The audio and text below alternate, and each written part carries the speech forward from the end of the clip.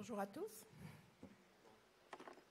Oui. On va parler de choses non cliniques, ou très peu cliniques, mais plutôt de problèmes de paperasse ou de conservation informatique, maintenant à l'ère de l'informatique. Donc, pour la session de la dernière session, on aura deux sujets. Le devenir des dossiers médicaux en libéral, par Madame Conti-Henrion. Donc, c'est un sujet extrêmement intéressant, important et qu'il ne faut pas négliger et il ne faut pas se planter parce que si on s'est planté, ça peut être dramatique. Et puis, on aura aussi le jusqu'où on est assuré en RCP à la fin de l'exercice par le docteur Jean Marty. Donc, Madame Conti-Henrion, on vous laisse la parole. Merci. Bien, alors, je reviens sur la responsabilité du médecin en ce qui concerne le secret des informations de santé nominatives, quelles qu'elles soient, qu'il recueille ou détient à l'occasion de son activité médicale, quel qu'en soit le contenu et le support, donc que ce soit papier ou informatique. Il doit bien sûr vérifier que son personnel, ses collaborateurs soient tous instruits de leurs obligations en matière de secret.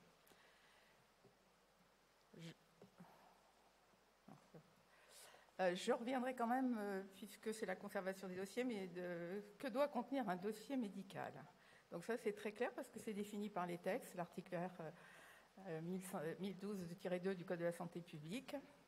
Donc il est obligatoire de constituer un dossier médical et cet article s'applique à tous les établissements de santé, qu'ils soient publics ou privés. Et l'article met en évidence tous les éléments qui le constituent. Il est bien noté dans cet article quels sont les éléments qui sont communicables aux patients. Ce dossier médical, c'est un lieu de recueil, de traçabilité, de conservation des informations administratives, médicales, paramédicales et de toutes les actions qui ont été effectuées. L'écrit sur support électronique a la même valeur que l'écrit papier et c'est différent du DMP puisque le DMP appartient au patient et c'est le patient qui décide de ce qu'il contient et de quels sont les professionnels qui peuvent le consulter. Il peut faire effacer des éléments de son DMP alors que dans un dossier médical, il n'y a que dans certaines circonstances qu'on peut faire effacer des éléments. Donc, je ne vais pas vous dire ce que comprend un dossier médical, vous le savez tous, antécédents, facteurs de risque, etc.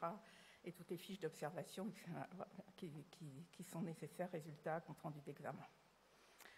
En cas d'urgence, les professionnels de santé et le médecin régulateur du SAMU, Centre 15, peuvent accéder au DMP. Ça, c'est peut-être quelque chose que vous ne connaissiez pas, sauf évidemment si le patient s'y est opposé au préalable. Les notes personnelles. Les notes personnelles, je ne sais plus si j'avais fait j'avais pas fait une diapo sur les notes personnelles. Les notes personnelles, elles ne peuvent, je ne sais plus où j'en suis là. Elles sont accessibles à personne. Ce sont vos notes, c'est ce que vous avez recueilli auprès de tiers, ce que vous avez entendu dire, c'est totalement évidemment couvert par le secret médical, c'est vraiment à usage personnel, et ces notes donc doivent être expurgées quand on remet le dossier à un patient qui l'a demandé. Même pour les autorités judiciaires, quand il y a des saisies de dossiers, il faut expurger son dossier de toutes ces notes personnelles qui sont vraiment très confidentielles et qui n'ont pas une valeur authentique quelquefois, notamment quand c'est des informations qui ont été recueillies par des tiers. Ça vient pas. Voilà. Alors, l'accès au dossier médical. Qui a accès au dossier médical ? Tout patient, évidemment. Pour les personnes protégées, personne n'a le droit d'accéder aux informations médicales d'une personne protégée. Elle doit y consentir et au besoin, c'est le juge des contentieux de la protection qui y consent, en mandatant quelqu'un qui est proche de cette personne ou qui est son tuteur ou à la limite son curateur. Donc les majeurs sous tutelle, il y a un texte de loi qui a changé en 2021, ils ont accès au dossier, mais il faut qu'ils soient accompagnés. Par contre, les personnes sous curatelle ont un accès direct à leur dossier, comme tout patient. Patient mineur, donc l'accès est indirect à son dossier. Le droit est exercé par les titulaires de l'autorité parentale. Évidemment, le mineur anticipé, lui, a un accès direct à son dossier puisqu'il est anticipé. Il a été émancipé, pardon.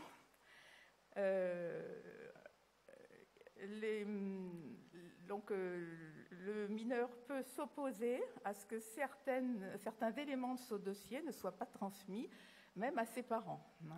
Ce qui est important dans votre profession au niveau des IVG et d'autres examens qui peuvent être consentis par le mineur, mais qui ne sont pas forcément adressés à la demande des parents. Même au contraire, on doit refuser si le mineur s'y est opposé. Le délai donc, pour accéder au dossier médical, c'est 8 jours quand on vous fait une demande de dossier. Si la prise en charge remonte à moins de 5 ans, la demande n'est pas nécessaire que la demande soit motivée. Les gens demandent leur dossier, on n'a pas besoin de savoir pourquoi. Si la prise en charge remonte à plus de 5 ans, c'est 2 mois. On a un délai de 2 mois pour donner le dossier à la personne qui l'a demandé. Alors, l'accès se fait comment? Soit sur place, soit le patient demande une copie. Les frais de copie peuvent être monnayables, que ce soit les frais de clé USB, quand ils veulent une copie USB, soit les frais de copie papier, et les frais d'envoi aussi. Alors ça, c'est au niveau de l'ordre des médecins, c'est un problème récurrent. Les patients qui demandent leur dossier sont toujours choqués. On leur demande des frais.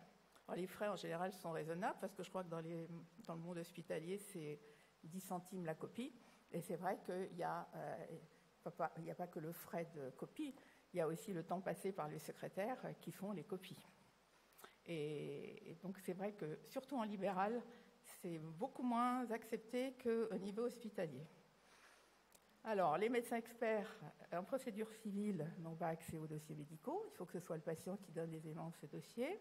En procédure pénale, par contre, il y a des saisies de dossiers, donc tout le dossier est saisi, sauf évidemment les notes personnelles.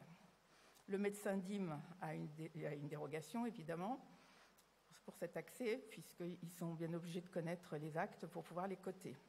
L'IGAS, les médecins conseils peuvent avoir accès aux éléments strictement nécessaires à leur mission. L'ANAS peut avoir un accès à ces dossiers, mais ils doivent être anonymisés. Et évidemment, les compagnies d'assurance n'ont pas accès aux dossiers médicaux. Alors, on va revenir aux patients décédés, parce que ce sont des questions qui sont souvent posées. Qui a un accès au dossier médical d'un patient décédé? Alors, vous savez que c'est la loi du 4 mars 2002 qui a fixé les modalités d'accès au dossier médical d'un patient décédé. Donc, qui peut y accéder? La personne qui a l'autorité parentale, les parents héritiers dans l'ordre successoral.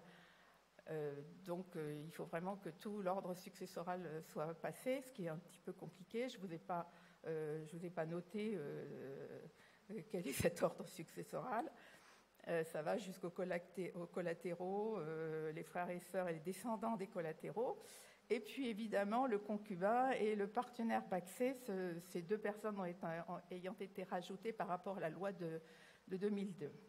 Et comme vous le savez, ils doivent transmettre aux demandeurs que les réponses à 3 demandes, connaître les causes de la mort, défendre la mémoire du défunt ou faire valoir leurs droits. Les exceptions, bien sûr, c'est en cas de décès d'un mineur. Et les personnes susceptibles de faire l'objet d'un examen des caractéristiques génétiques, ce qui peut être effectivement le cas aussi dans votre spécialité. Tout refus doit être motivé. La délivrance d'un certificat médical ne comportant pas d'informations couvertes par le secret professionnel ne peut être refusée dans ces cas. Alors, autrement,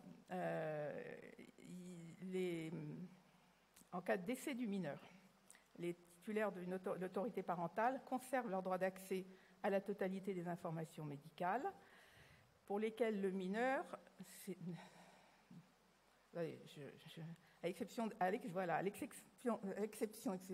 des éléments relatifs aux décisions médicales pour lesquelles le mineur s'est opposé à l'obtention de leur consentement. Donc le mineur, quand il s'oppose, qu'il soit décédé ou qu'il soit vivant, on ne doit pas le transmettre aux parents.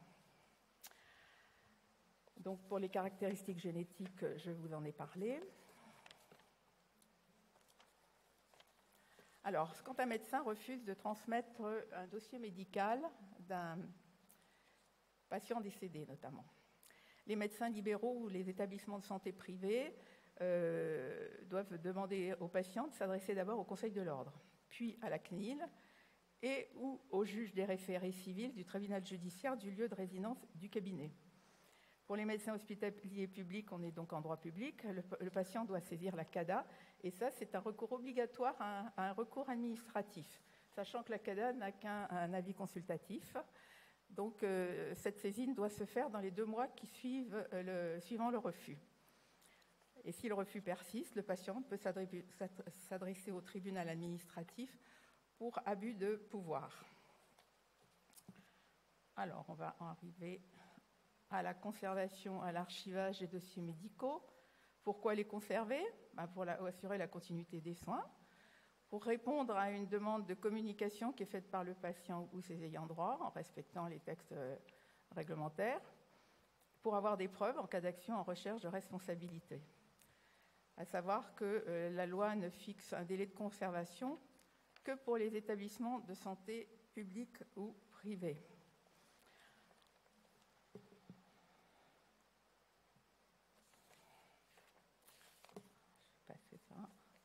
À quel moment se pose la question ? Donc, évidemment, quand il y a une cessation temporaire d'activité, en général, les médecins mettent à la disposition de leur remplaçant ou d'un médecin désigné par le patient les dossiers médicaux, soit le temps de cette cessation temporaire, soit après, le patient, quelquefois, change de médecin et donc ça devient définitif.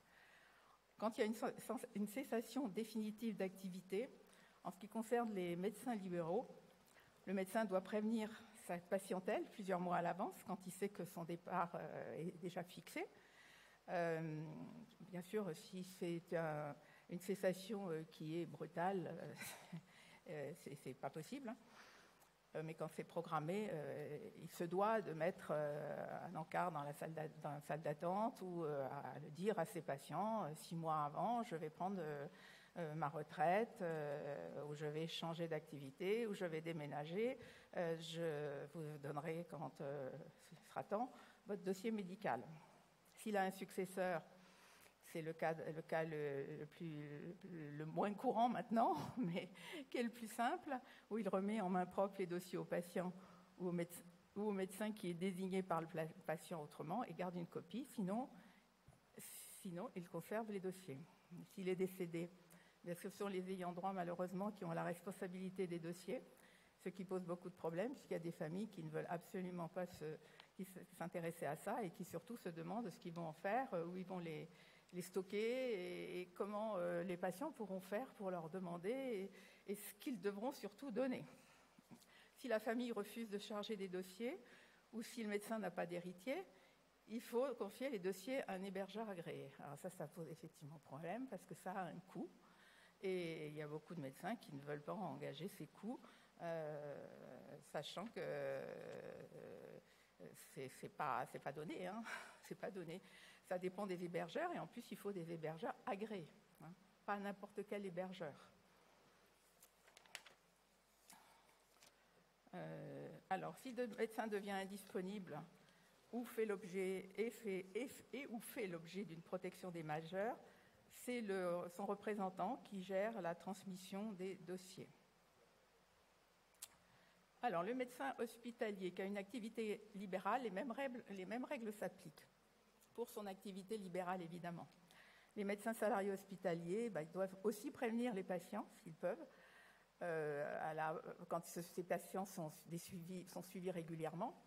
Mais évidemment, il ne peut pas emporter les dossiers qui restent la propriété, entre guillemets, du centre hospitalier dans lequel ils interviennent.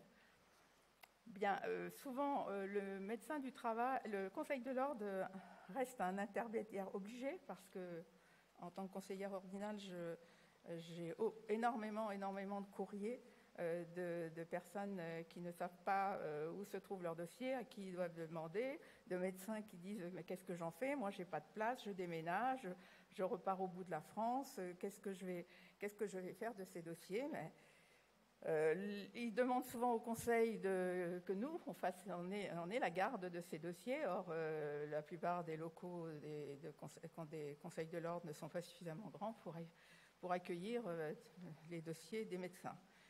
Vous savez vous-même que le nombre de dossiers que vous avez pu avoir en une carrière est énorme. Donc, on essaye d'épauler ces médecins, de trouver des solutions, mais souvent, notamment quand ce sont les familles, les solutions qu'on leur donne ne les satisfont pas.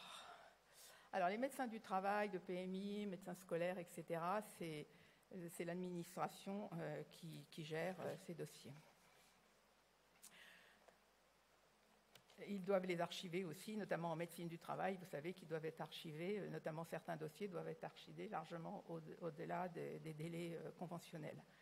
Donc, quelle est donc la durée de conservation de ces dossiers médicaux ? Il n'y a pas de prescription juridique qui détermine la durée de conservation des dossiers médicaux des médecins libéraux. C'est-à-dire qu'il n'y a aucun texte sur là. Il y avait une habitude qui était trentenaire, mais actuellement, au niveau des médecins salariés, médecins hospitaliers ou autres salariés, le délai minimal de conservation est de 20 ans, et donc il est préconisé pour les médecins libéraux de conserver au moins 20 ans leur dossier. Donc cette prescription, la prescription de 20 ans date de la loi du 4 mars 2002 aussi, puisqu'avant c'était une prescription trentenaire. Donc dans le délai de 20 ans à compter de la dernière consultation du patient, donc délai qui mérite d'être retenu aussi pour les médecins libéraux. Pour les mineurs, c'est délai de 20 ans, prorogé jusqu'au 28e anniversaire, s'il expire avant. Pour le patient qui décède moins de 20 ans après sa dernière consultation, on doit conserver le dossier 10 ans après le décès.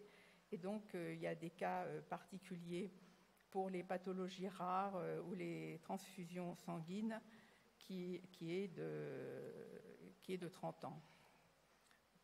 Hormis, en plus, en médecine du travail, toutes les pathologies où c'est 40 ans ou 50 ans selon certaines pathologies. Donc là, c'est encore plus long. Mais bon, en général, les dossiers en médecine du travail sont conservés dans un local approprié. Bien sûr, aucune autre personne de l'établissement n'a théoriquement le droit d'y accéder, mais les difficultés qu'on a actuellement, c'est que certains établissements manquent de médecins du travail, et donc les chefs d'entreprise, quand c'est dans le privé ou même dans les administrations, ils ne savent pas quoi faire des dossiers. Ils disent, nous, on n'est pas là pour gérer les dossiers, on n'est pas là pour avoir la clé de l'armoire au dossier, et ça pose aussi des problèmes.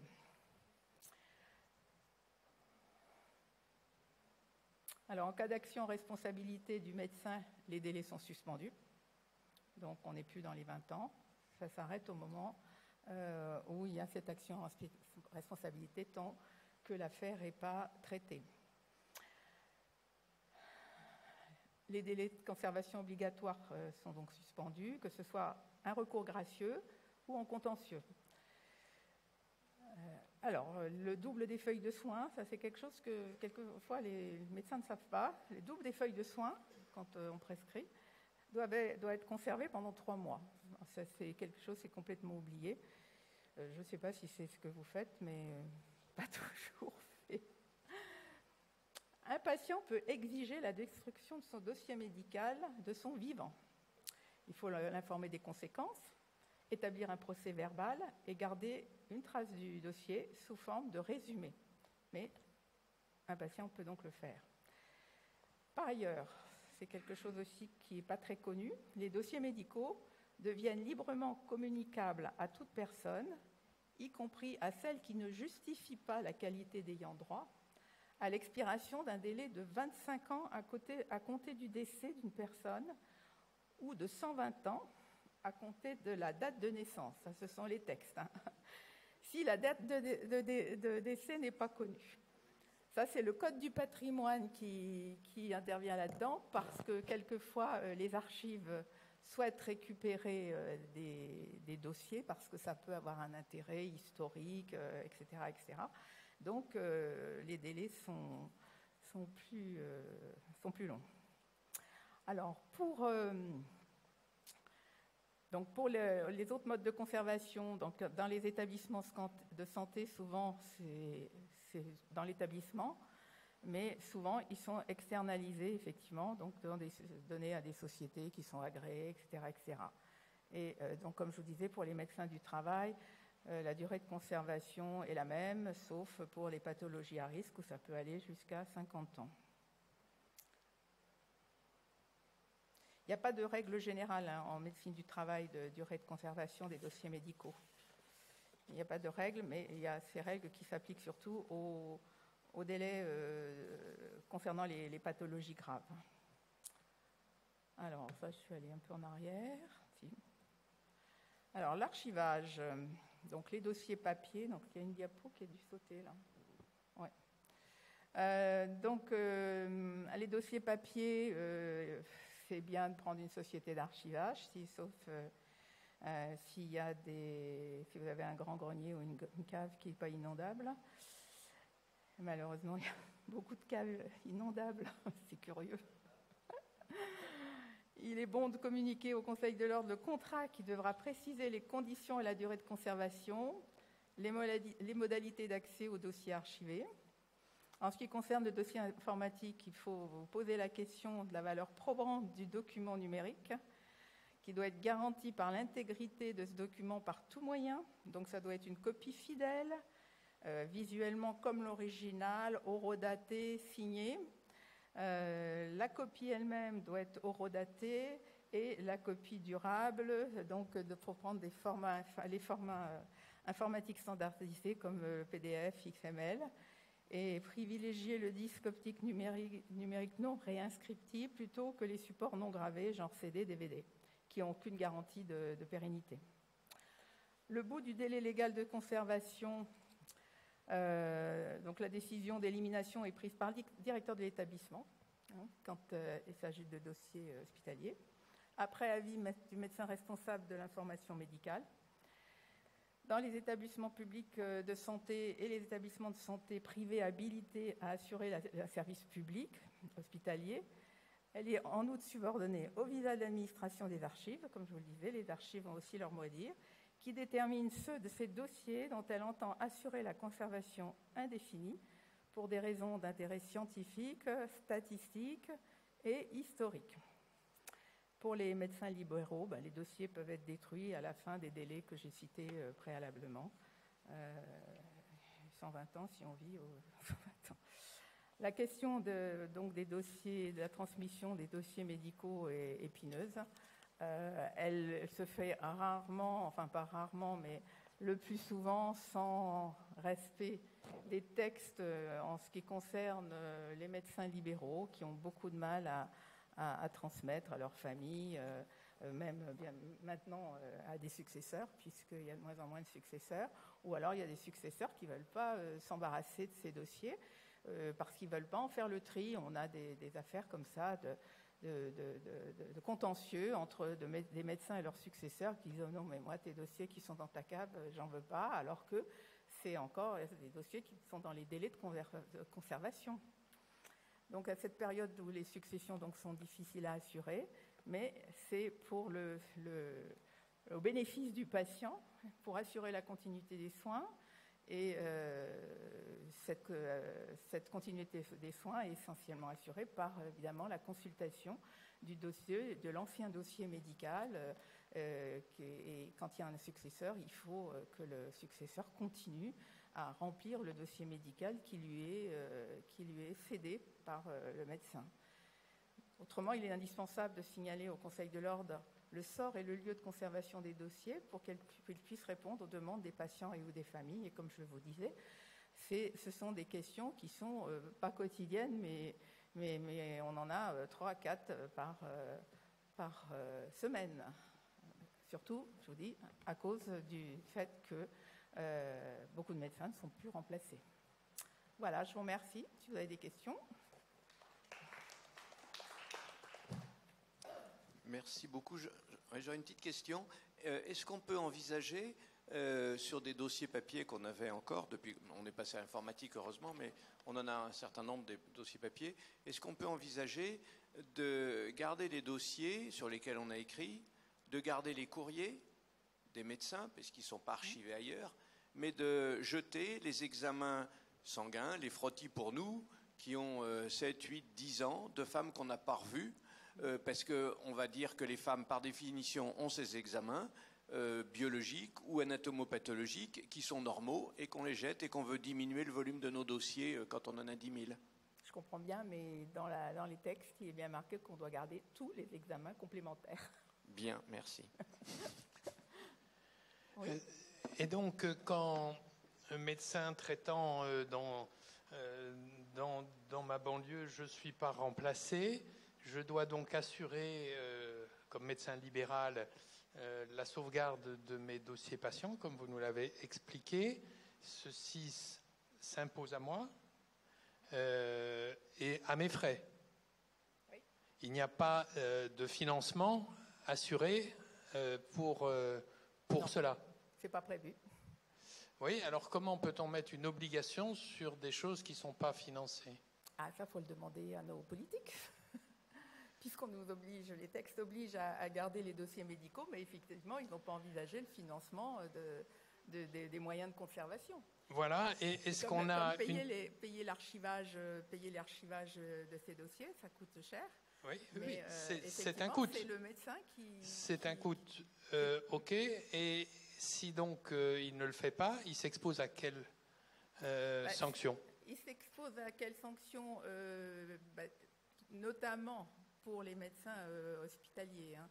Mais même puisque pour les médecins libéraux, il n'y a pas de texte qui dit c'est 15 ans, c'est 20 ans, c'est 10 ans, par des cas particuliers. Donc, en fait, il y a rarement eu des plaintes de patients qui disaient voilà, mon médecin, ça fait 10 ans que je l'ai quitté, mais il n'est pas capable de me donner mon dossier. C'est vrai que j'en ai jamais vu. Le problème, c'est si le médecin, lui, est mis en responsabilité, si on l'accuse de quelque chose au bout de 5 ans et 10 ans et qu'il est incapable de retrouver le dossier pour pouvoir se défendre, c'est surtout pour le médecin que c'est délétère. Le patient aussi, bien sûr, mais j'ai jamais vu, j'ai quand même aussi pas mal siégé à la chambre disciplinaire, j'ai jamais vu de dossier de plainte parce que le médecin n'était pas en capacité de et quand bien même, oui. Donc, il n'y a donc pas de sanction. Il y a une obligation, pas de financement, pas de sanction. Et la loi de Kouchner de 2002 qui dit que c'est le patient qui est le gardien de son dossier. Bon, d'accord. C'est un bon constat. Ça ne m'empêchera pas de dormir. Merci. Alors Bertrand, tu jetteras toute ta biologie? Tu gardes le dossier papier sur lequel tu as écrit et tu jetteras tous tes examens complémentaires? Non. Toutes mes patientes ont leurs examens. S'ils ne l'ont pas gardé, c'est leur problème. C'était le sens de ma question que je posais tout à l'heure. C'est une pratique que j'ai depuis le début. C'est marqué dans tous mes dossiers. Les patients ont les examens. Ils leur est remis personnellement. Oui. Après qu'elles les oublient, qu'on vienne me demander des comptes ensuite... vous serez quand même incriminé. Mais incriminé, c'est pas un problème. Je le suis en permanence. Mais je veux savoir avec quoi je peux me défendre. Oui, bien sûr. Mais même si on a marqué qu'on a donné l'examen, les patients ont le droit de les perdre, mais pas les médecins. Voilà. Bonjour, j'ai hérité d'un cabinet où il y avait 4 gynécologues, avec donc depuis 50 ans donc, des dossiers. Et malheureusement, le dossier étant au sous-sol, j'ai eu une inondation. Et donc, j'ai fait venir une société qui a constaté les faits. C'est ça. Donc, est-ce que j'ai une autre déclaration à faire? faut le déclarer à l'ordre. Vous l'avez déclaré à l'ordre. Non, je n'ai pas déclaré à Vous l'ordre. déclarez à l'ordre, vous mettez le papier comme quoi vous avez... ça a été constaté, et puis voilà. D'accord. Ouais. Oui. Non, mais c'est bien, il y a des caves qui s'inondent facilement. Oui. Et la deuxième chose, donc j'ai informatisé, je suis en train d'informatiser mes dossiers, ça fait 3 ans, et donc je détruis systématiquement les dossiers papier. Donc j'ai pas, c'est pas bien ce que je fais. Ben non. D'accord. Non. Ben vous remettez vos dossiers sur support informatique, Oui. les anciens. Ah ben ça va Oui, encore mais, si vous gardez tous les éléments. mais non, du mais dossier. je garde pas les frottis qui étaient normaux. Et voilà. Vous devez faire un résumé, comme beaucoup de gens quand ils mettent sur... Voilà, ça, je fais un résumé, vous refaites, le plus précis possible. Les comptes rendus opératoires, je les scanne. Ouais, ça, c'est Les déjà comptes bien. rendus histologiques aussi. Ouais. Mais bon, les frottis normaux, je les garde pas. Hein. Ouais. Ben oui, mais c'est un élément de preuve. C'est ça. Le problème, c'est surtout l'intérêt, c'est l'élément de preuve. Oui, mais le laboratoire d'histologie, il doit les garder aussi, non?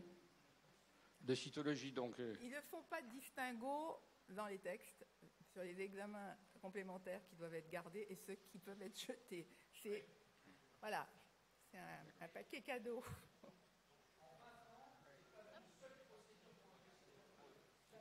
C'est vrai. Je pense qu'il existe un tel flou que c'est au bénéfice du médecin. Faut faire attention avec le luténil et les méningiomes, par exemple. Il y a quelques histoires en ce moment. Hein. Ça. Oui. Moi, je me suis informatisée depuis que je me suis installée en 97. J'en suis à ma 3e boîte informatique avec des transferts de données parce que les boîtes coulent. Au bout d'un moment, il n'y a plus de maintenance de la boîte, etc. Donc, on passe à une autre boîte informatique. On n'y est pour rien s'il y a de la perte de données. Et du coup, moi, j'ai pratiquement plus de dossier papier, sauf que j'ai de la perte dans mes données informatiques. Ah. Le jour où je prends ma retraite, mon logiciel, il a un mot de passe, parce qu'on ne peut pas rentrer comme ça dedans.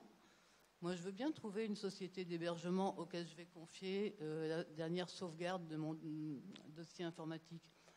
Et alors, le jour où la boîte elle coulera et où on ne pourra plus accéder à mes dossiers informatiques, il se passe quoi et en quoi je serai responsable de quoi? Ah bah, si Voilà. la boîte coûte... Il y a un moment où il y a une limite, effectivement. Moi aussi, je donne tous mes comptes rendus opératoires, tous les frottis, tous les comptes rendus de colposcopie, je donne tout aux patients.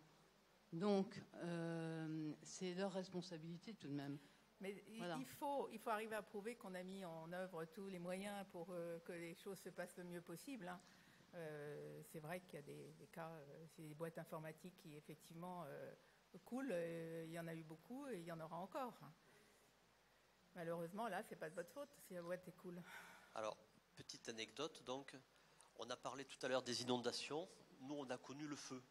C'est une variante. Donc, nos dossiers de stérilité donc, étaient hébergés par une société française connue, donc OVH, à Strasbourg. Ouais. Et donc, on a juste 32 000 dossiers qui ont été cramés par OVH. Ils étaient hébergés donc, avec un contrat qu'on avait évidemment avec une sauvegarde.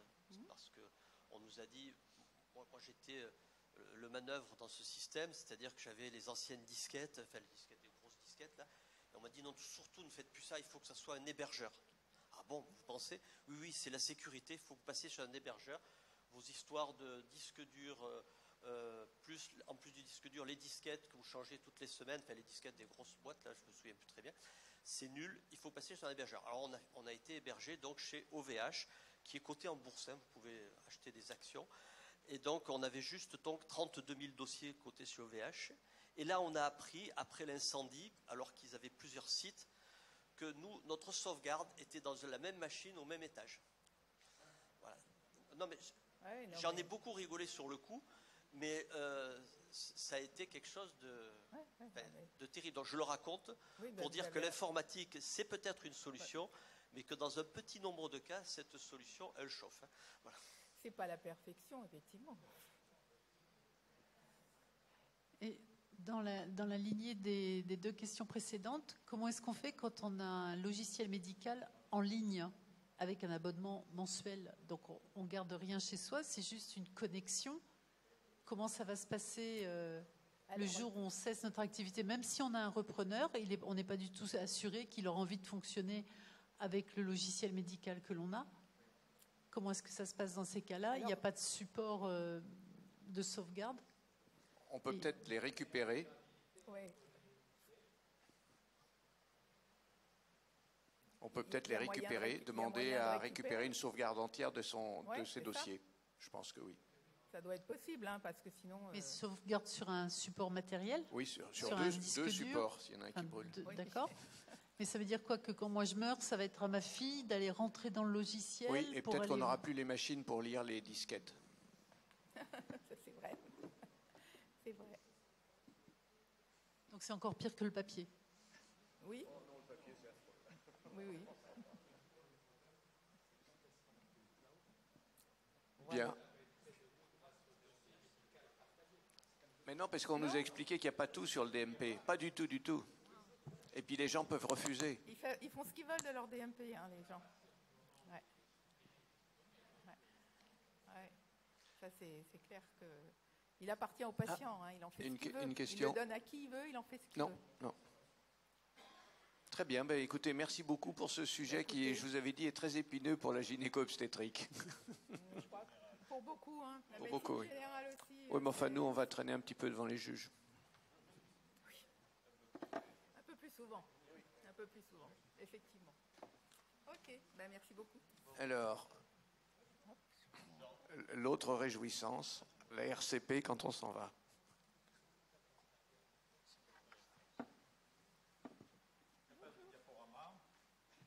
Moi, j'ai pris mieux qu'un diaporama. J'ai demandé à Didier Leger de venir m'accompagner pour discuter de ce sujet qui est en grande phase de construction, en fait. Alors, vous le savez probablement, tout a changé malheureusement avec les lois de 2002. Parce qu'avant, nous étions, et je pense que tout le monde a sait ça, nous étions autrefois sous le régime du fait générateur, c'est-à-dire qu'on était assuré pour faire des actes, des soins, et on l'était pour toute la vie et toutes les conséquences de ces soins toute sa vie. Et puis, tout a changé en 2002, à la demande des assureurs, et on est passé au fait réclamation, ce qui veut dire que ce qui compte, c'est l'assurance le jour où la plainte est portée. Donc, ce qui veut dire qu'on est condamné à s'assurer, en principe, toute sa vie. Puisqu'effectivement, comment peut-on être assuré après sa retraite? Alors, quand même, une disposition a été prise, qu'on a appelée la subséquente, et qui fait que le dernier assureur doit nous couvrir pendant 10 ans. Mais vous savez quand même que notre responsabilité va au-delà de 10 ans. Et donc, nous sommes pleinement responsables au-delà de ces 10 ans. Ce qui nous a conduit à faire des grèves. Alors, je pense que c'est pour ça qu'on m'a demandé de venir parler de ça encore et de rappeler de bons souvenirs. Parce qu'en fait, la situation améliorée, habillée, protégeait les assureurs et au contraire, nous mettait à nu. Et nous nous sommes manifestés. Mais en même temps, nous avons été trompés. Et on s'est trompé si gravement, même Rémi Pellet n'est pas là, le professeur de droit qui nous a accompagnés, dont je peux le dire très franchement à son absence, même lui s'est trompé, parce qu'au moment de 2002, on a cru que l'ONIAM allait nous protéger, parce que le texte a été écrit de façon confuse, et peut-être exprès. C'était l'ONIAM qui semblait intervenir lorsque nous n'avions pas d'assurance, donc lorsque l'assurance se terminait. Et on s'est rendu compte après, avec les jugements, dans les années suivantes, que ce n'était pas le cas, et que l'ONIAM n'intervenait que lorsque le litige avait été traité dans le cadre des CRCI à l'époque, en amiable. Sinon, l'ONIAM n'intervient pas. Et c'est pour ça que nous avons plusieurs fois fait des pseudo-grèves qui nous ont permis quand même d'établir, de faire créer par Xavier Bertrand le FAPDS, un fonds qui couvre en principe, c'est son principe, au-delà de la couverture des assurances. Donc le schéma simple, et après on va voir le schéma compliqué avec Didier Leger. Je fais le facile, il fera le difficile. Le schéma simple, c'est nous assurons pendant tout notre exercice, et à la retraite, notre dernier assureur nous couvre encore pour 10 ans. Et passé ces 10 années, si une plainte intervient, c'est le fonds, le FAPDS, qui est une réassurance et qui doit nous couvrir. Ça, c'est la règle générale. Mais en fait, tout le problème, c'est que il y a des limites et des exceptions. D'abord, ce fonds a 2 limites graves. La première, c'est que si la plainte est intervenue avant sa création, en vente 2012, et même plus vicieux, avant qu'on ait repayé sa prime en 2012, donc si on a payé sa prime en juillet 2012, en début d'année 2012, le fonds ne peut pas intervenir pour nous. Deuxième aspect vicieux, c'est que le fonds n'interviendra que si le sinistre est intervenu, je crois que c'est après 2001. S'il s'agit d'un sinistre avant 2001, on n'est pas non plus couvert. Voilà. Donc il y a ce type de problème. Et il y a une troisième forme aussi, le problème fréquent de difficulté, et c'est très très fréquent dans la spécialité, c'est quand on interrompt une part active dans notre profession avec des actes à risque. L'arrêt de l'obstétrique en particulier. Un professionnel qui fait de l'obstétrique et qui un beau jour arrête pour ne faire que de la gynécologie médicale, eh bien, il faut savoir que pour cette activité obstétricale, alors qu'il continue à exercer, à être assuré, mais uniquement pour la part médicale, il y a là encore une subséquente de la dernière assurance qui le couvrait pour l'obstétrique, mais pour être compliqué, cette subséquente n'intervient que 5 ou 10 ans. Je ne sais pas si encore ça a été tranché, parce que les assureurs disent 5 ans et le fonds disait 10 ans.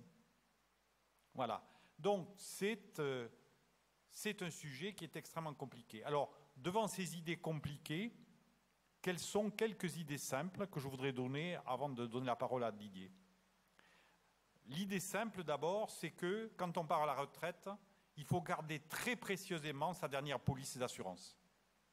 Parce qu'elle va déjà couvrir pendant 10 ans. Et ceci, c'est très important. Le deuxième problème, c'est que, étant donné cette confusion, il faut se préparer à avoir un avocat, indépendamment de l'assurance, ce qui n'est pas notre habitude, une protection juridique, parce qu'en fait, ça peut être contre l'assurance que nous aurons à faire une procédure. Parce que, on le voit de plus en plus depuis cette loi, les assureurs passent plus de temps à essayer de se sortir de l'affaire qu'à nous défendre. Et les avocats qui sont désignés s'occupent davantage de faire en sorte que l'assurance qui les a désignés soit exonérée de toute responsabilité que de s'occuper réellement de nous défendre.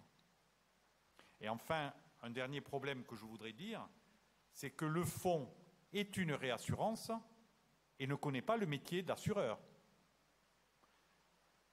Et de façon tout à fait surprenante, il était prévu dans un premier temps que l'ONIAM joue le rôle de l'assureur, c'est-à-dire s'occupe de la défense du médecin, s'occupe des aspects, suivent les expertises. Et une convention avait été préparée, elle n'a jamais été signée.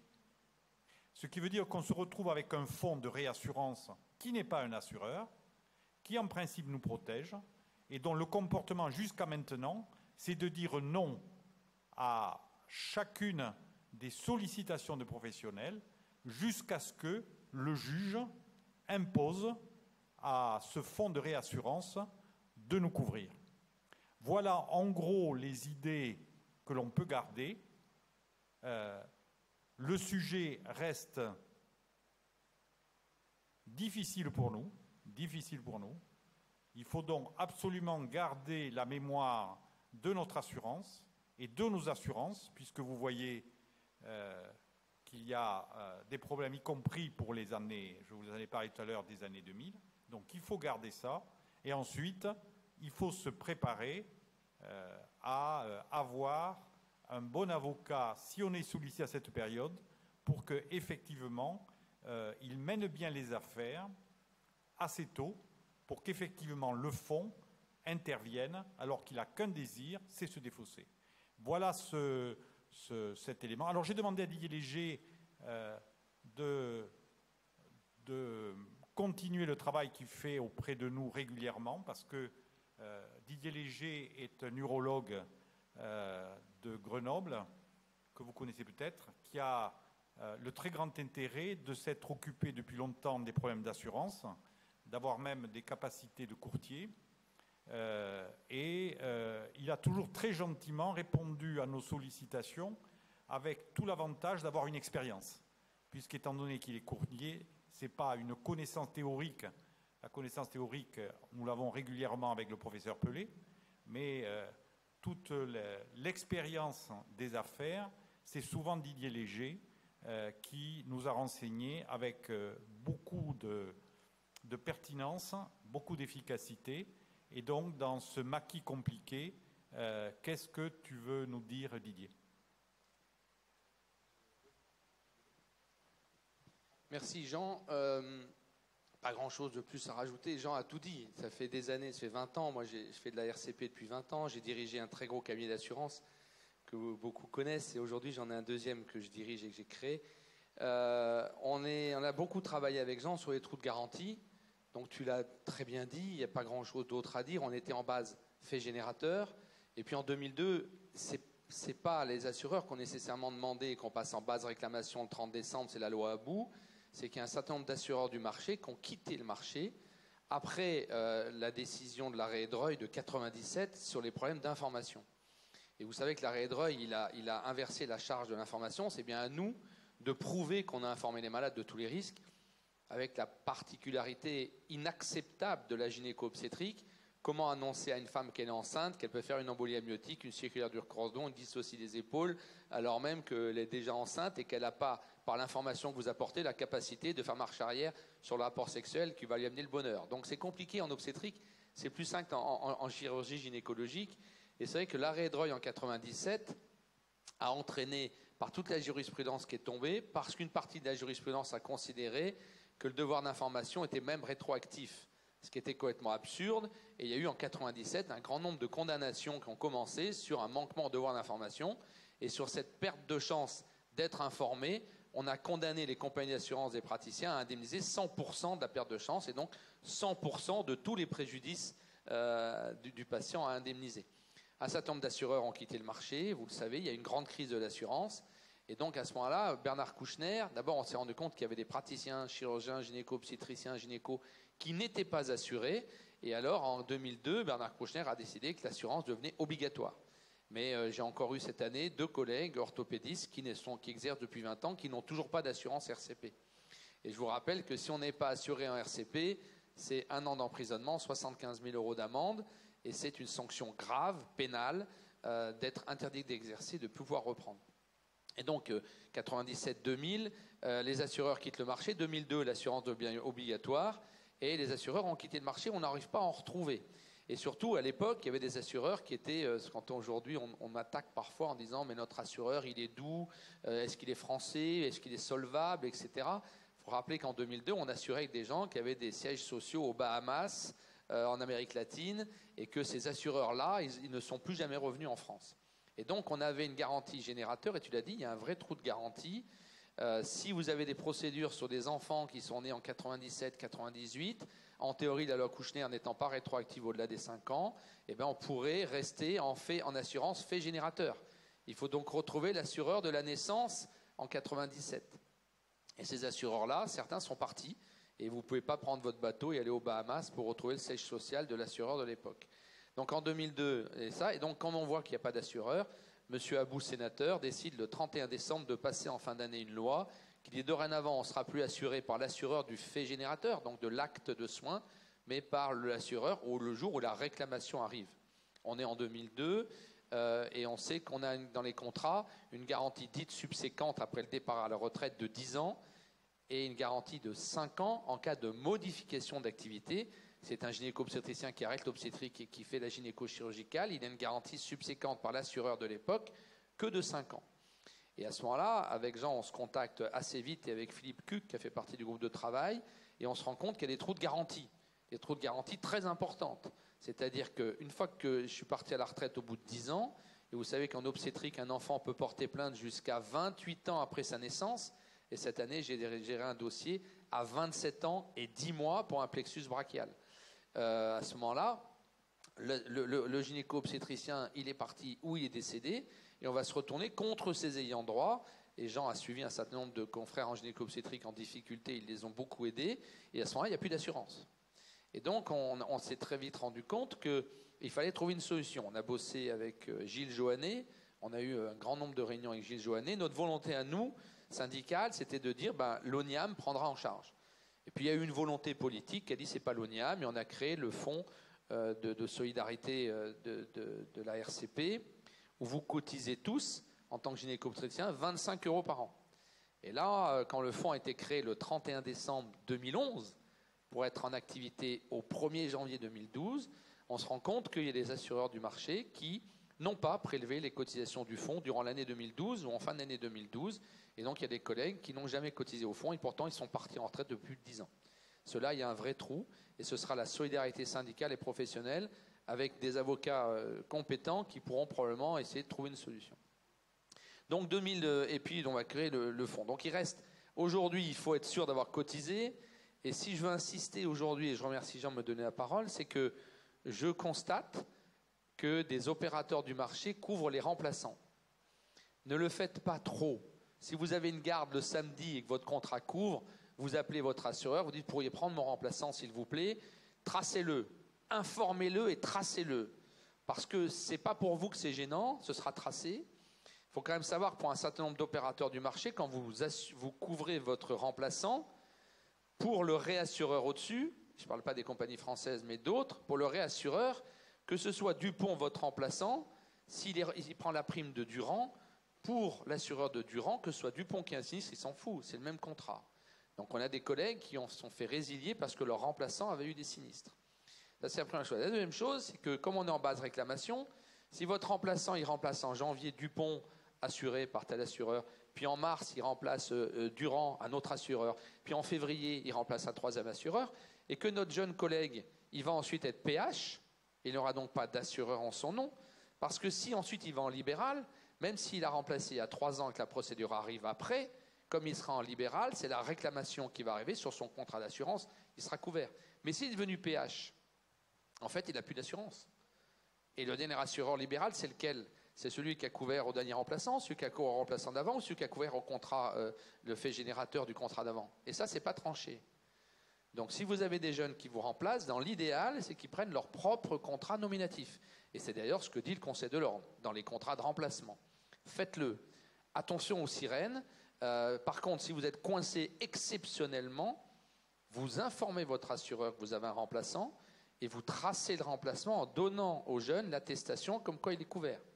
Parce que 3 ans, 5 ans, 10 ans, 28 ans après, votre jeune, s'il est devenu PH, il faut qu'il retrouve l'assureur du fait générateur. Donc là, on a un autre trou de garantie pour nos jeunes. Voilà. Et puis après, quoi dire de plus ? Donc on a créé le fonds avec Gilles Joannet. Ce fonds fonctionne, 25 € par an. Aujourd'hui, Jean connaît les chiffres mieux que moi, le fonds est bénéficiaire. Probablement un jour que l'État récupérera l'argent. Et on a à peu près bouclé les trous de garantie. Il en reste un petit peu. Jean, on peut redébattre et répondre aux questions. Mais je dois dire que Le bloc, le syndicat qu'on représente, a été très efficace puisque le fonds de garantie a été créé grâce à Jean, à moi-même, à Philippe Cuc et à Gilles Joannet, qui nous a permis de monter le dossier, qui n'est pas exactement ce qu'on voulait, mais qui a quand même solutionné les trous de garantie. Alors pourquoi on s'est énervé encore récemment, vous le savez, enfin récemment un peu moins, mais il y a quelques années, c'est parce que ce fonds est fragile et c'est ceux qui le gèrent qui nous le disent. Et ce qui est quand même très curieux, c'est que sa fragilité, en quelque sorte, est organisée. Elle est organisée dans deux domaines qui sont évidents. Et le premier, c'est qu'on a donné des cotisations pratiquement identiques à des orthophonistes qui ne seront jamais dans une situation de dépassement de garantie. Ils payent 15 €. Et des gynécos. Ils payent 25. Et au lieu de faire à proportion de la prime, ce qui effectivement nous ferait payer un peu plus, mais à proportion, ce n'est qu'un faible pourcentage, c'est de l'ordre de 5%. Mais au total, nous permettrait de dire, bon, mais le fonds a besoin de moyens pour régler, on augmente la prime et c'est nous que cela impacte. Alors que, je l'ai vu au niveau de l'UNPS, où j'ai pu aller, c'est-à-dire à l'union de tous les professionnels de santé, on regarde les gynécos, les chirurgiens, comme ceux qui finalement se font payer l'assurance par des gens qui n'ont pas de problème. Et donc ça, c'est déjà une première perversion. Donc c'est pour ça que, et ne soyez pas surpris, nous disons il faudrait que la participation au fonds soit proportionnelle à nos assurances et ne soit pas des montants fixes. Le deuxième problème du montant fixe, c'est que le montant a été fixé dans la loi. Et donc, il faut, chaque fois qu'on augmente la contribution, il faut qu'un nouveau décret soit passé. Alors que c'était en proportionnalité, ce serait beaucoup plus simple et ce serait automatique. Et pourquoi je dis ça? Parce que tout simplement, on refuse d'utiliser le fonds pour nos confrères qui sont avec des sinistres non couverts, étant donné que la date de la déclaration est intervenue avant 2012, et la raison pour ça, c'est parce qu'on dit le fonds est fragile. En fait, l'adaptation du fonds serait beaucoup plus simple si c'était nos professions qui sont concernées, qui étaient les contributeurs essentiels. Et nous comprendrions bien plus facilement que l'on passe éventuellement de 5 à 5,5%, parce que la différence ne serait pas beaucoup plus importante. Le deuxième aspect qui est aussi très problématique, c'est qu'il était prévu dans la loi que l'on vérifie l'adéquation du financement du fonds avec les dépenses prévisibles. Ceci n'est pas fait. Étant beaucoup dans le dossier, j'ai contribué à la rédaction de ce dossier. C'est-à-dire que j'ai remis les pièces à un fonctionnaire de Bercy qui m'a dit « moi j'ai fini mon rapport ». Mais ce rapport n'a jamais été publié. Le rapport n'a jamais été publié sur le fond. Voilà. Donc on nous dit le fonds est fragile, on ne peut pas l'utiliser pour un certain nombre de confrères qui sont en difficulté. Et en fait, on ne fait pas et on ne veut pas faire la démonstration de cette fragilité qui n'existe pas. Didier vient de l'expliquer. Et en plus, on a tout fait pour que son financement crée une fragilité ou nous pose un problème de relations syndicales. Voilà. Et donc, c'est pour ça que nous nous étions énervés, que nous avions utilisé la vieille solution de parler de grève, parce qu'il n'y a que comme ça que les journalistes acceptent de parler d'un sujet et que ceci a fait long cours parce que Bercy ne voulait pas que ce problème se règle. Alors, je n'ai pas, et je vais en terminer par là, je n'ai pas tout à fait la même analyse de Didier. Je pense que le fonds qui a été créé, effectivement, est conçu comme fragile parce que, pour moi, la communauté des assureurs ne voudrait pas qu'on prenne goût à créer un fonds qui, finalement, d'une certaine façon, est en marge de leur activité. Il faut le savoir, les assurances, comme les banques, sont finalement les financeurs au niveau de 20% de la dette du pays. Et c'est donc très important parce que les Français ne veulent plus payer d'impôts, mais ils acceptent de payer des assurances et de mettre leur argent à la banque. Et c'est, sans être complotiste, on peut le dire, c'est ce qui permet de couvrir une grande partie de la dette du pays. C'est ce qu'on appelle les investisseurs institutionnels. Et ce sont des financeurs institutionnels extrêmement importants. Et donc, ils ont un point important. Et je pense que à l'origine du problème, il y a eu d'un côté les magistrats qui ont toujours revendiqué la liberté de fixer librement le montant des indemnités dès qu'ils ont face à eux des personnes en difficulté. Et d'autre part, Bercy, qui ne voulait pas justement que ces juges aient autant de liberté pour piocher, comme il le disait. De toute façon, les assureurs peuvent payer. Et d'ailleurs, voilà, il faut que les médecins soient un peu considérés comme fautifs, et moyennant quoi, eh bien, on fait payer la note par les assureurs. Ce qui ne fait pas l'affaire financière de Bercy, qui souhaite que cet argent serve davantage à payer la dette qu'à indemniser tel ou tel. Voilà. Et nous avons été tout simplement entre les deux. Et donc, on nous a concédé ce fonds, mais ce n'est pas l'objectif essentiel. L'objectif, pour moi, c'est d'arriver indirectement à imposer aux juges de se débrouiller, mais de ne pas pouvoir continuer à piocher dans cet argent des assurances qui servent à quelque chose de beaucoup plus important pour le pays et qui est son équilibre financier. Voilà ce que je voulais vous dire sur ce sujet et voilà à mes yeux pourquoi nous sommes en telle difficulté. Pour terminer, pour vous donner des nouvelles de la quinzaine de confrères qui sont avec des trous de garantie, il faut reconnaître d'ailleurs que beaucoup arrivent à régler leurs problèmes.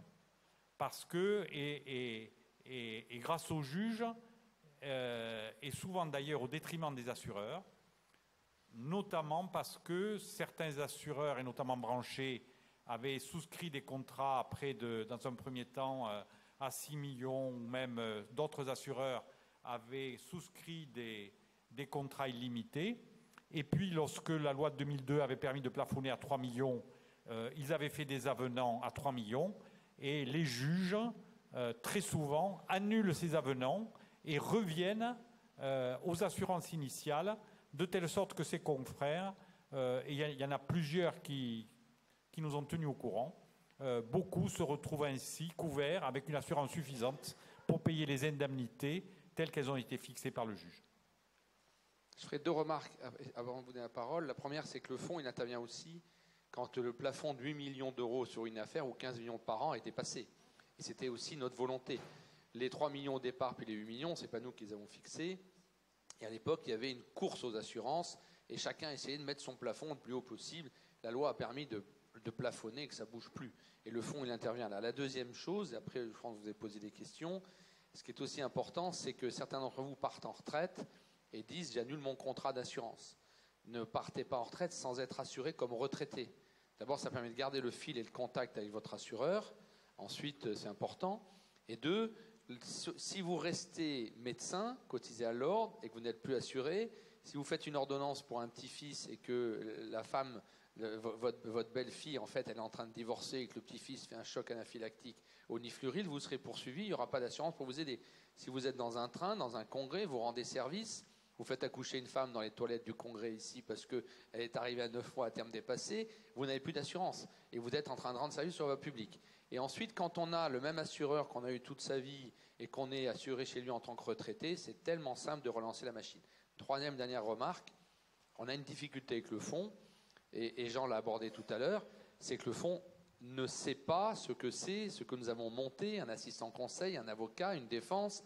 Le fonds, il n'a pour l'instant pas d'avocat spécialisé dans la défense, il ne va pas vous assister comme peut le faire des assureurs du marché aujourd'hui qui connaissent bien la notion de vous accompagner, de vous défendre, de vous protéger. Le fonds ne sait pas faire. Donc effectivement, quand on dit que c'est au fonds qui payera, non, c'est le fonds qui paiera la note. Ce n'est pas le fonds qui va gérer le sinistre. Donc c'est là où il faut effectivement avoir des avocats qui savent faire et des gens qui peuvent vous conseiller, vous accompagner, même retraités, parce que le fonds, si in fine il sera condamné à payer, ne fera probablement rien pour défendre le collègue dans de bonnes conditions. Et même si on peut considérer que de toute façon, s'il se défend mal, il paiera cher, je pense que notre nom est dans l'affaire et il vaut mieux quand même veiller au grain parce que ce fonds est privé. Et comme ça a déjà été dit d'ailleurs, le fonds nous a dit, nous a répété que s'il n'avait plus d'argent, eh bien, il ne payerait pas. Et donc la responsabilité tomberait bien sur nous. Voilà. Donc tout ça fait qu'il est quand même intéressant, même si c'est le fonds qui doit payer, si c'est une affaire qui nous concerne, de regarder ce qu'il en est. Je vous le dis parce que les assureurs ont le grand défaut actuellement, beaucoup plus de demander aux avocats de les défausser que de défendre les praticiens. Je le dis assez lourdement, mais il y a plusieurs affaires qui nous l'ont démontré très clairement. Nous avons créé un site sur les exclus du FAPDS et vous verrez, c'est Gineris qui a financé ça, et vous verrez que certains vous expliquent ça très clairement et qu'ils sont en grande difficulté à cause de ça, alors que logiquement, on pouvait très bien les défendre. Serge, tu voulais poser une question? Alors, juste quand même, excuse-moi, Jean, mais tous les assureurs ne sont pas identiques. Moi, je ne travaille pas avec des assureurs qui sont malhonnêtes. Certains ont été malhonnêtes, tous ne le sont pas. J'ai en tête une notion, et je voulais vérifier avec vous si elle est exacte ou pas, c'est que le fonds n'aurait pour l'instant rien déboursé. Et deuxième notion, au contraire, il aurait servi aux assureurs. Vrai ou faux? Oui, alors, le premier point, c'est que, comme d'habitude dans les assurances, en fait, le fonds a été amené à faire des provisions, décaissées jusqu'à maintenant, je crois, de façon extrêmement modique.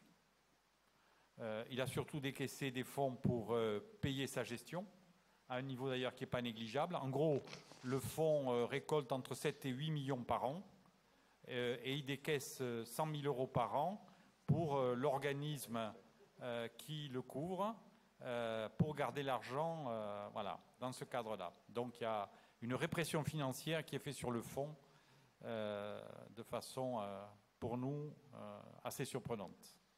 Ça, c'est le premier point. Le deuxième problème que tu as évoqué...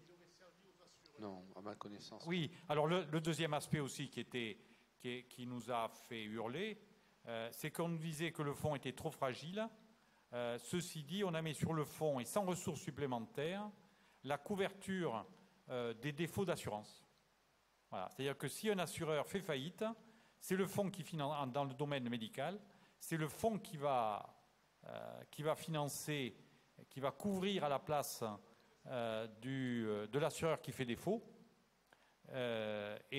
Pourtant, les assurances ne contribuent pas pour cette activité-là. Donc, et ceci a contribué largement à nous faire penser que tout ceci était très artificiel et qu'il y avait la volonté, d'une certaine façon, pour le moins de nous négliger et certainement par notre intermédiaire, de régler d'autres comptes. Selon ce que tu as dit, Jean, tu conseillerais de prendre une assurance une fois qu'on est retraité qui soit différente de l'assurance qui nous assurait auparavant. Non, une protection juridique. Mais surtout, pas dans la, à mes yeux, pas dans la même compagnie. L'assurance, c'est Didier qui vient de m'en donner l'idée, et je le dis moi-même, je ne suis pas assuré pour ma retraite, Donc il me dit ça et je n'ai jamais analysé ce problème, je le découvre avec lui comme vous là à l'instant. Je n'avais pas réfléchi à ça et je ne sais pas quel est le montant de ces assurances d'ailleurs qui serait proposé. Oui, c'est 150 euros. Hein? D'accord. Oui, monsieur. Mais chez quelqu'un de différent que celui qui t'assurait auparavant? Alors, non, chez le même. Il n'y a pas de conflit d'intérêt? En fait, moi, je suis courtier et j'assure, et j'ai assuré des confrères là pour permettre de vacciner qui étaient assurés chez d'autres opérateurs du marché qui ne voulaient pas assurer les retraités. C'est pas chouette et c'est pas correct que de changer d'assureur pour s'assurer en retraité ailleurs. D'abord parce que c'est potentiellement, s'il y a une mise en cause compliquée de remonter de la filière, et ensuite, il vaut mieux rester être assuré sur l'assureur que vous assurez depuis 20 ans pour partir en retraite. Ça, c'est la première chose. La chose sur laquelle insiste Jean, c'est la capacité d'avoir par un contrat une protection juridique qui puisse vous conseiller un avocat, vous accompagner, vous aider. Ce que je disais à Jean, c'est qu'aujourd'hui, tous les contrats à protection juridique sont plafonnés. C'est-à-dire qu'on va vous donner 1 000 € en procédure pénale, etc. Mais parce que ce n'est pas l'objet du cœur du contrat qui était de la RCP. Voilà, donc après, certains opérateurs dont je fais partie vont déplafonner pour la protection juridique en cas de procédure disciplinaire avec un patient pour des faits médicaux et vont déplafonner en pénal parce que ce que j'explique aux assureurs, c'est que si dans le cadre d'un préjudice corporel, vous ne défendez pas correctement au niveau du conseil disciplinaire de l'ordre et qu'il y a une condamnation, vous serez condamné au civil derrière et là, il n'y a pas moyen de défendre, c'est perdu. Au pénal, c'est pareil, il y a une indemnisation civile au pénal. Si dans le cadre des procédures pénales, certains assureurs vous disent c'est plafonné avec 1 000 € d'honoraires et vous avez le choix de l'avocat, chez moi, je dis à mes assurés, tu n'as pas le choix de l'avocat, c'est mon avocat, parce qu'au pénal, si on perd, c'est bien l'assureur qui derrière va indemniser au civil toutes les trucs. Donc il faut trouver des assureurs qui commencent à comprendre que si j'ai un patient qui me met en cause au disciplinaire ou un patient qui me met en cause au pénal, il faut qu'on se batte dans ma défense au niveau disciplinaire, parce que si on a perdu au disciplinaire à cause d'un patient, on est perdu en civil, c'est sûr. Donc, effectivement, si vous avez un contrat chez le même assureur, et ça me paraît correct de le garder, et bien à ce moment-là, vous avez un peu de PJ surtout, mais surtout, c'était votre assureur en garantie subséquente et sur le reste, et cet assureur avec qui vous avez un lien particulier va continuer à vous défendre de façon tout à fait correcte et de vous accompagner. Et ce qui nous inquiète plus avec Jean, c'est ceux qui sont encore dans des trous de garantie un peu atypiques. Et là, les syndicats, probablement, on a un travail à faire pour leur fournir des avocats. Ce que fait Jean depuis des années, c'est d'analyser le fond des dossiers pour trouver les arguments de la biblio, du solide, ce que moi je fais depuis 20 ans à vos côtés pour défendre le dossier. Puis derrière, il faut faire appel à des avocats qui ont l'habitude de la RC médicale, parce que si vous prenez l'avocat de famille qui fait du divorce, et ben quand il se retrouve en CCI ou ailleurs, il n'est pas bon. Il n'est pas bon. Voilà, je crois que c'est très important, c'est que je pense qu'il faut qu'au niveau du syndicat entre le Sengof et Générisque, nous réfléchissions à la bonne protection juridique vis-à-vis de ces problèmes d'assurance, parce que c'est notre constat lorsque on accompagne ces confrères qui sont en grande difficulté, on se rend compte que il faut pas qu'ils aient l'angoisse financière vis-à-vis de ces frais de défense. Et c'est un problème aussi qu'on constate d'ailleurs dans des dossiers. On a un peu de temps ou non, il faut terminer là. Oui. Je vais raconter une histoire, un cas là, que nous avons vécu avec Serge Favrin il n'y a pas longtemps et on a continué à travailler avec Générisque. C'est une collègue qui est un PH. Et donc, vous voyez, même le public s'est retourné est venu vers Générisque pour essayer de trouver une aide alors qu'ils étaient en grande difficulté, alors qu'elle était en grande difficulté. Quelle est l'affaire? L'affaire est la suivante, c'est que cette PH est de garde dans un établissement qui n'est pas le sien parce qu'il y a un pool de petits hôpitaux et la sage-femme a suivi l'accouchement et puis à la fin la femme ne pousse pas et donc tout simplement on l'appelle et donc la gynéco vient. Elle examine, la tête est partie moyenne, elle met une ventouse qui lâche et donc elle va faire un forceps à la place parce que c'est comme ça, c'est ce qu'on lui a appris à faire. Et là, elle n'est pas dans un établissement et on lui donne un forceps que qu'elle n'est pas habituée à utiliser dans ces circonstances-là. Et donc elle s'en rend compte en le mettant en place, et donc elle le démonte, elle prend un tarnier qu'elle est habituée à utiliser, elle fait son extraction, et qui se fait très simplement en une seule traction, et l'enfant a une rupture haute de la moelle. Voilà, elle a une rupture haute de la moelle, donc l'enfant est transféré, et la famille porte plainte très vite. Une expertise est faite par un universitaire pourtant coté, qui dit qu'effectivement elle a fait une faute parce qu'elle a utilisé 3 instruments, et donc elle a fait une faute qui probablement est à l'origine de cette complication. Et cet expert passe tout à fait à côté de cette pathologie rare qui est ces ruptures de la moelle cervicale, qui est une pathologie tout à fait exceptionnelle. On peut juger qu'il n'y en a pas plus de 10 par an, que l'on voit plutôt dans les sièges d'ailleurs, qui a été décrit au Canada, enfin de façon générale, qu'on connaît assez peu et qu'on a même vu dans les accouchements normaux. Donc c'est-à-dire que ce qui était évident pour l'expert, c'était que il y avait une rupture après une extraction et que c'était l'extraction qui avait fait la rupture, parce que c'était évident, alors qu'en fait, manifestement, il ne connaissait pas cette pathologie exceptionnelle qui est due à quelque chose qu'on a compris, que je ne connaissais pas moi non plus, et qui est une hyperlaxité de la colonne qui fait que chez certains enfants, l'ossification n'est pas faite, et même le cartilage est tellement mou que finalement ça s'allonge plus que ne le peut la moelle. Et la moelle se rompt comme un tuyau de douche parce que la gaine s'est distendue et la moelle au milieu se rompt. Et ce n'est pas un geste de violence, c'est une situation. L'expert ne l'a pas vue, ceci dit, elle a été en garde à vue, elle est partie. Et pourquoi je raconte cette histoire-là? C'est parce que ce dossier a été mal défendu au départ, alors que je le dis dedans, il y a l'AMA-CSF et la CHAM, et ça a été mal défendu au départ. C'est le premier point. Et deuxièmement, quand nous avons, parce que nous sommes arrivés un peu tard dans le dossier, on a exigé d'avoir des contre-expertises avec des neurochirurgiens sur cette pathologie médulaire, je me souviens toujours cette réponse de l'avocat, oui, mais qui va me payer cette expertise du neurochirurgien? Voilà. Donc je vous dis d'abord, il ne faut pas arriver avec trop de confiance, il faut rentrer là-dedans avec beaucoup de, je dirais presque être très vigilant et très proactif et très vite réactif, avoir les bonnes ressources et qui analysent ces sujets très tôt, et surtout ne pas se laisser balader. Aux dernières nouvelles, elle a 7 mois de prison avec sursis.